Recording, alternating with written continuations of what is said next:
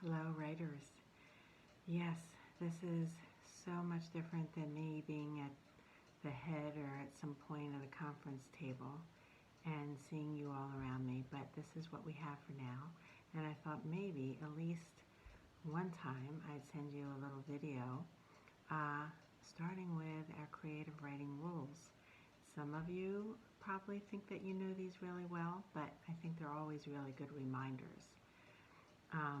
I know I have to remind myself of them a lot, and I do think and find that they really help. So here's with number one, my creative writing rules for fun, writing for fun. Number one, well, I'm going to make number one,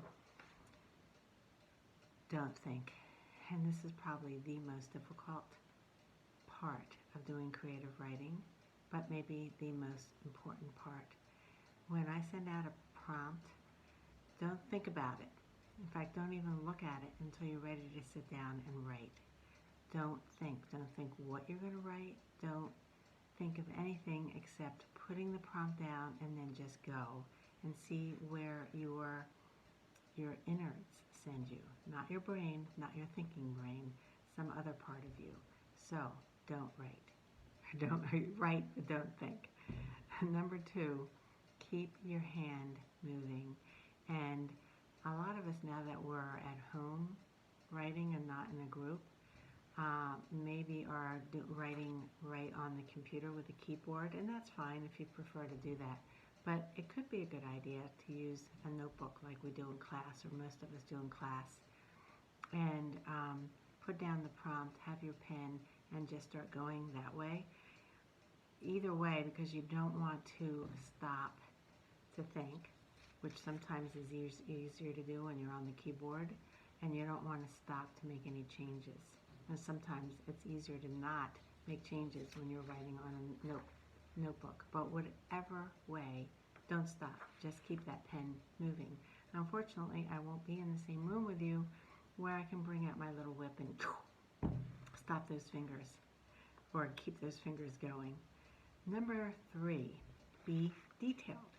Even though you're not thinking, when you're writing, don't use generalities. Don't say he was strong when you could say his arms look like two thick oak trunks. So while you're writing, envision what you see and be detailed. Number four, lose control. And you don't lose control if you're thinking about what you're writing. You lose control if you allow your emotions and things in here to come out in your story. Don't be afraid of losing control. You may laugh when you're writing. You may cry when you're writing. That's great. What did Robert Frost say? No tears in the writer, no tears in the reader. No laughter in the writer, no laughter with the reader. So you're going to need to feel a lot, and in that way also lose control. Next rule is number five, don't worry about punctuation, spelling, and grammar.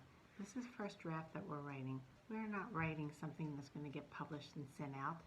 We're writing from here, not here, so don't stop to fix your spelling or punctuation or grammar. This is the first draft. Number six, be free to write the worst junk in America.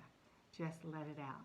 And this always makes me laugh when I say it, but it's amazing the things that people write and say, oh my God, it's horrible, and the rest of the class are crying from the beauty of whatever has been written.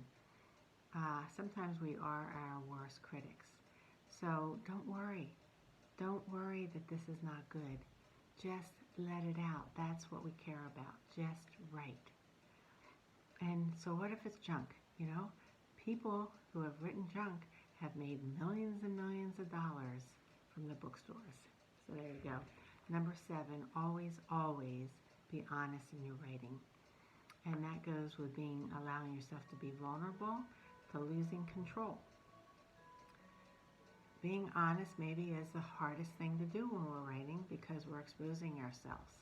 We're allowing ourselves to be vulnerable. But that's okay because we are amongst friends, and the only people reading our stories are those within this class, which goes with our vow within the class to never share someone else's story. These stories are they're private, they're only for those within our class. And we make a promise to each other to never share someone else's story. You can share your own, go for it, but nobody else's. Number 8, believe in yourself and your stories. Because if they're coming from here, they're totally right. They're totally true and honest, and now you need to believe in yourself. Number 9, Stephen King said, if you have the time to read, you don't have, let me start all over. If you don't have the time to read, you don't have the time or the tools to write. So I totally messed that up, but you know what I'm saying. If you can't read, and if you don't read, you're not going to be able to be a writer. So I don't know about you all, but since March, the books I've read are off the charts, and they're at least one a week, and usually I'm reading 3 at the same time during the week, which is good for my brain because I'm trying not to keep characters mixed up between the books. Whatever, read, read, read, read. And the last one, just do it. Carve yourself some time to write every day, and that's not too much to ask. 5 minutes.